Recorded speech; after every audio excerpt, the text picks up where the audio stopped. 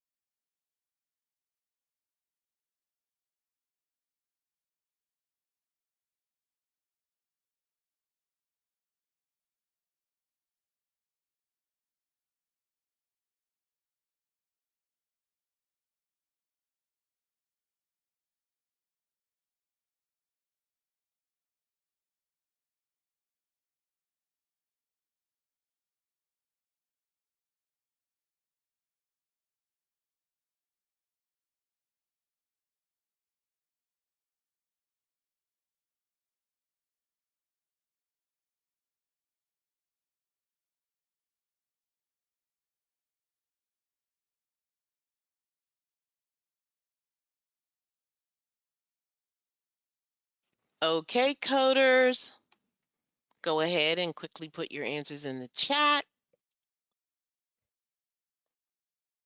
Good tries, good tries. Anyone else want to try?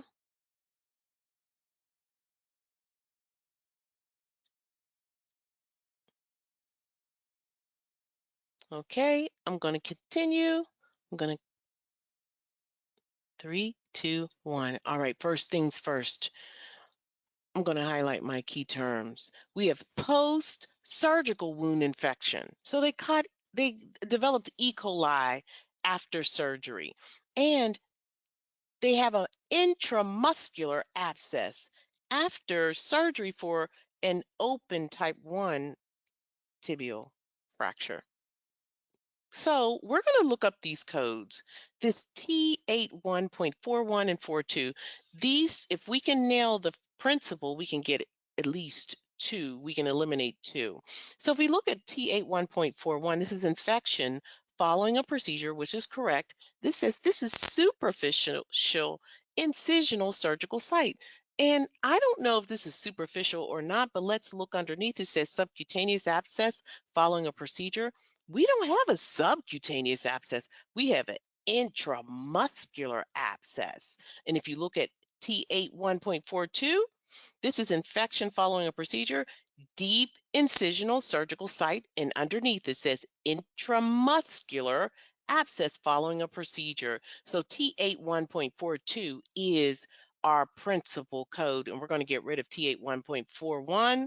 Let's go ahead and get rid of A and D. Look at that. I'm just getting ahead of myself. So A and D are eliminated. Sorry about that.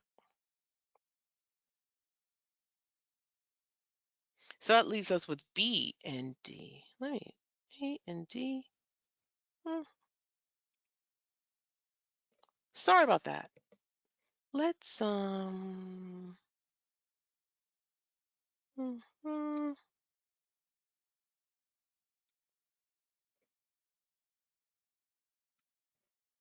hopefully that'll do it. All right. So let's get rid of A and D. It's a distraction. All right. So the patient is here today for a post-surgical wound infection. Let's go back. And the difference between B and C are this S82.201S. This is the tibial fracture. And this seventh character, extender S and E, are the only two that are different. So is this a sequela or is this an E? We know S is for sequela. We know E is for subsequent encounter for open fracture type 1 or 2 with routine healing. So is this an sequela, a residual effect, or is this subsequent encounter for open fracture type 1 or type 2 with routine healing? That's right. It's a subsequent encounter. And in the documentation, it says there is routine healing of the fracture. Doctor says it. This is not a sequela. This is not a residual effect. This is an infection. No. So we're going to get rid of that sequela. You got to go. And the answer is C. You are doing well. And you're self correcting. Outstanding. All right. We're going to move on through. Mrs. J is moving fast. That's right. This exam moves fast, right? All right. Okay. So question 14. In ICD-10-CM, how would this diagnosis be coded? A. Code only the brain metastasis C79.31 with unknown primary site C80.1. B. Code only the primary site C80.1. C. Code the metastasis C79.31, followed by a code for the coma R40.20 and unknown primary site C80.1, and D. Code only the coma R40.20. The physician sees a patient in the hospital with a diagnosis of metastasis to the brain admitted in a comatose state. Okay, coders, what say you? Your time begins now.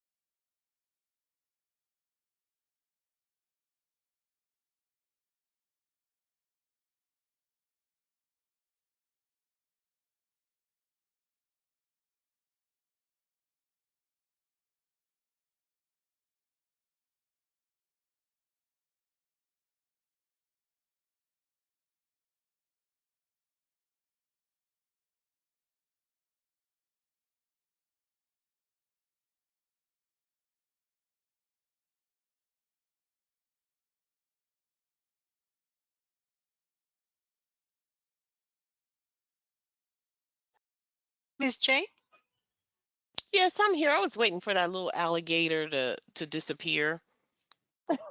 Thank you. I guess it's not disappearing this time. All right. Outstanding job. I think you all got it or you're close. Thank you, Miss Eva. All right, so here are my key terms. Metastasis to the brain, comatose state. So here's your tip.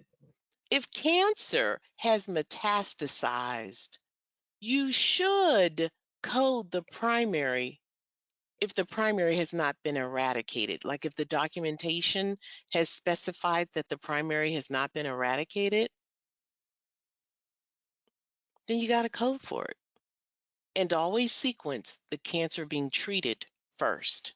Just thought I would tell you that. And here are the guidelines. When you have malignant neoplasms without specification of the site, we know that there is primary cancer because metastasis means that it came from the primary, right?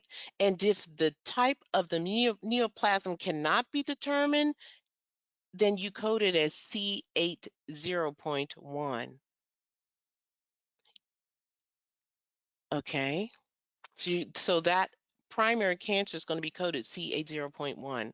We're not going to sequence it first, but we got to acknowledge it. It doesn't say that it was eradicated. Now, we didn't really study this when we were studying for CPC, but in the real world, this is what we have to do. All right, so when you're sequencing these neoplasms, always sequence the cancer being treated first. In this case, the patient is being seen by this doctor for the metastasis, the secondary cancer. So we're going to sequence secondary first, and these two guidelines will be applicable. We must sequence first our brain metastasis, and second, the cancer treated. I'm saying second after. It has to come after the one being treated, not necessarily second if you have multiple other diagnoses. All right. So A, code only the brain metastasis with unknown primary site. Well, we're going to code those, but this patient was in a comatose state. Don't we have to code for that as well? Absolutely. Absolutely. So we're going to eliminate A. B is incorrect because it says code only the unknown primary site. Well, why would we do that when the patient's being treated for the metastasis? B has to go. You got to code for that as well. And D is wrong because it's saying code only for the coma. Wrong. We're going to code first the RFE, the reason for the encounter, code for the metastasis first, followed by the coma, and third, the unknown primary site. This is perfect order because the first two, the patient's being treated for. The last one, maybe not being treated, but it does exist. It is present on admission. And the answer is C. Outstanding. I love how we self-correct. Indeed, you are on fire. Okay, question number 15. I think we spelled 15 wrong. I think we did. All right. I don't even know how to spell 15. That's how late it is. Please, Miss Eva. And if you didn't know, Miss Eva is thebomb.com. She's not responsible for this PowerPoint, and I don't think she wants to take credit for it, but she does phenomenal work. All right. The patient is seen in the wound clinic with bilateral decubitus ulcers of the buttocks. The physician documents the stage of the ulcers as stage 3. What diagnosis codes would be submitted for this encounter?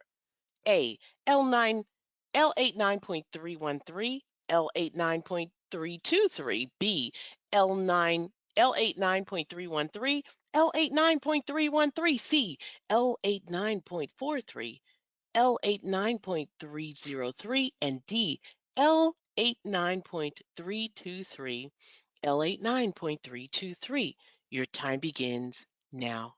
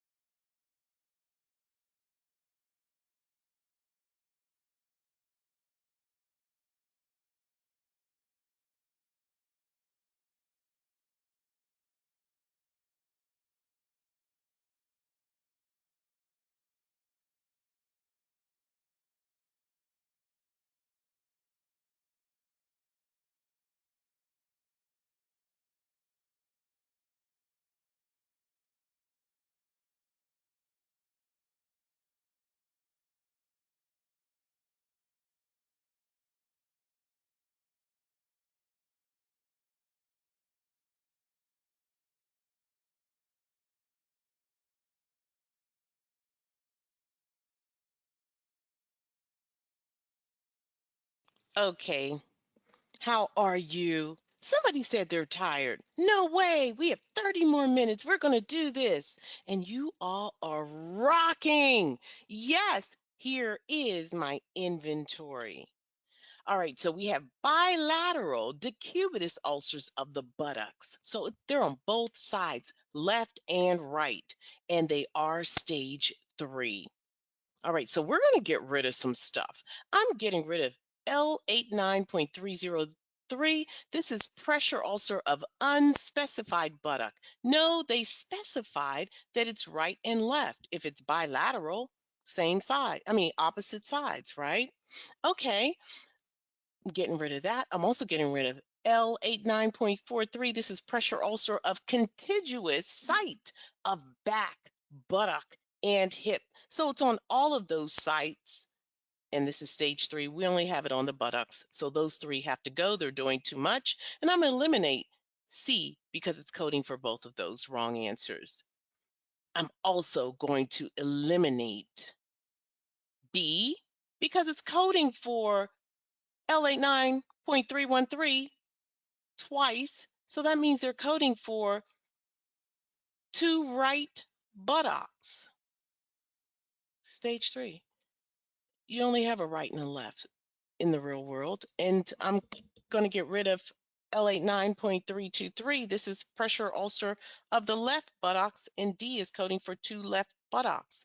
So we're going to get rid of D because anatomically that's not correct. So B and D are incorrect, and A is coding for both the left and the right buttocks, stage 3. And you all rocked it. You didn't need that explanation at all. No, you didn't. Okay, so here's the last one. I thought I got rid of this. I thought I did, but sometimes they stay up. All right, how would this case be coded? A, Z38.00, Q86.0B, Z38.01, Q86.0, C, Z38.00, F10.20, and D, Z38.01, F10.20. A live-born infant was born vaginally in the hospital and shortly thereafter diagnosed with fetal alcohol syndrome. The infant's mother was alcohol dependent.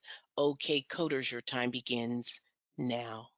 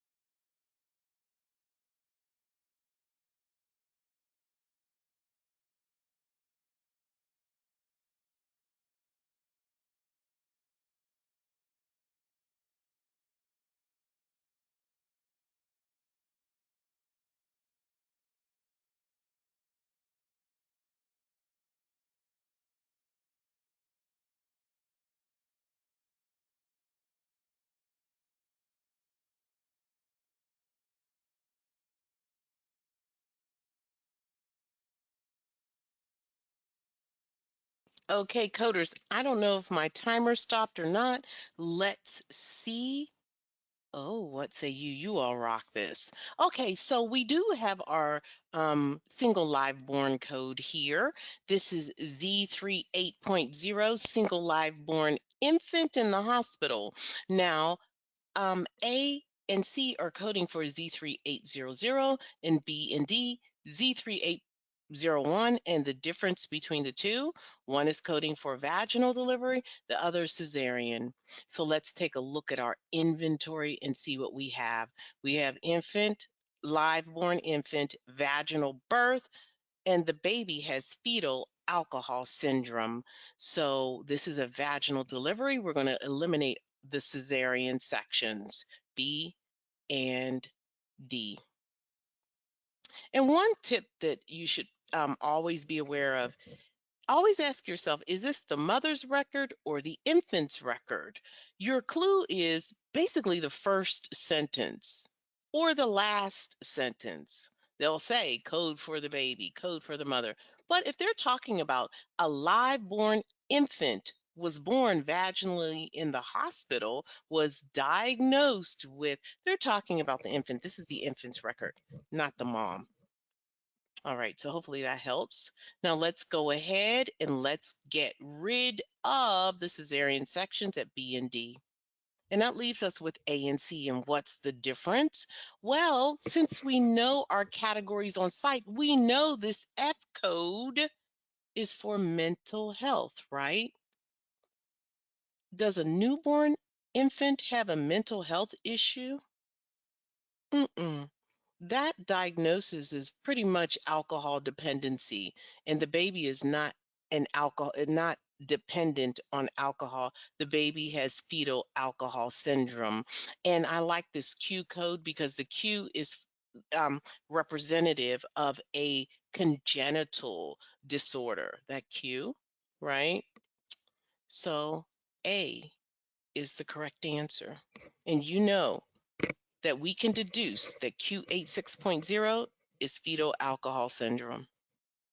And A is the answer, and you all knew that. You didn't need me. Well, I just want to tell you, you did an amazing job in domain 1. Thanks for tuning in, and until next time, happy coding!